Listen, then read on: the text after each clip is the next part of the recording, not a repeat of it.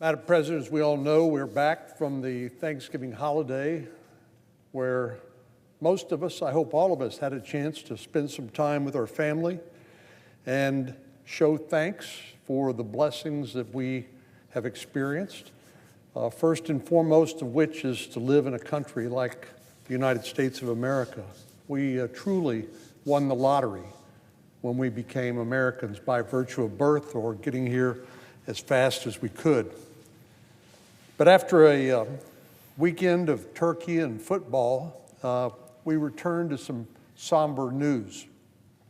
As the senator from West Virginia recounted just a moment ago, on Wednesday, 2 of our National Guard service members stationed near the White House were shot in a targeted ambush. One of these victims, Army Specialist Sarah Beckstrom, was only 20 years old and passed away the following day, while another victim, Sergeant Andrew Wolf, remains in critical condition, and I know we all continue to pray for his recovery. The perpetrator was an Afghan parolee. That has special significance, who entered the country under the Biden administration's Operation Allies Welcome program, which was notorious for insufficient vetting of Afghan refugees. I raised alarm bells about this mass parole of Afghan refugees back in 2024 when I co-led a letter to Department of Homeland Security Secretary Mayorkas pressing the Biden administration for their inadequate screening processes for Afghan refugees, including some who were later found to have had ties to ISIS. Madam President, I'd like to ask that the letter be made part of the record at the conclusion of my remarks.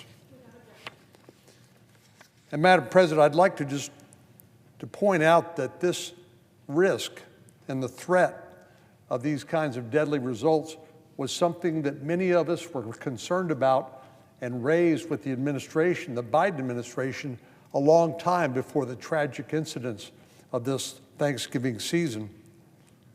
We wrote in this letter, in the chaos following the withdrawal from Afghanistan, the Biden-Harris administration paroled into the United States more than 77,000 Afghans with no or significantly incomplete security checks done on them prior to their arrival.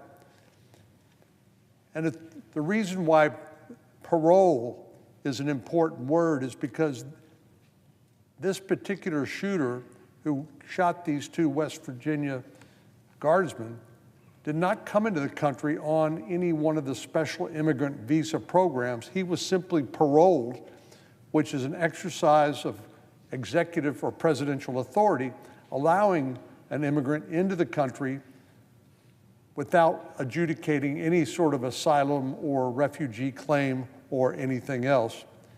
And as we point out in this letter on October the 18th, 2024, we raised concerns about the Biden administration in passing this massive parole of 77,000 Afghan nationals with no or insignificant or significantly incomplete security checks done on them prior to their arrival. The letter goes on to say, in the 3 years since, the Department of Homeland Security has failed to conduct proper vetting of these parole recipients, people like the shooter who shot the 2 West Virginia National Guardsmen. A DHS Office of Inspector General report in May of 2024 found that the Department of Homeland Security had no established process or dedicated component for monitoring parole expiration for the Afghan parolee population, and that there are significant gaps in how DHS responds to potential derogatory information discovered in the recurrent vetting process. But here's perhaps the most important line in this letter. We said this ongoing failure to protect Americans from potential terroristic threats is unacceptable, and it is only a matter of time before it yields deadly results. Well, unfortunately, that prediction of this massive parole of 77,000 Afghans into the United States under the Biden administration's Operation Allies Welcome program, that prediction proved to be true and come to pass.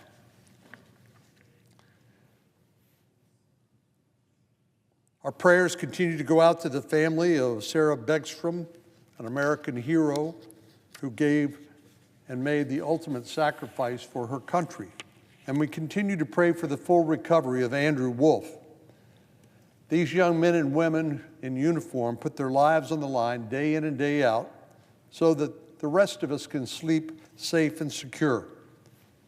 When tragic events like this take place, it's a reminder to all of us of the sacrifices they make in order to protect our freedom and public safety. I'm grateful to President Trump, to the FBI Director Patel for their swift response and for their commitment to bring the perpetrator of this heinous event to justice.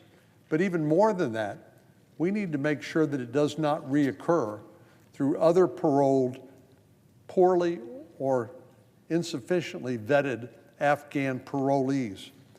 Unfortunately, this is part of the legacy of the Biden administration's open borders and immigration policies, where they defied the law, which reserves parole to a case-by-case basis, to do it on a categorical basis along the southern border and now with Afghan parolees.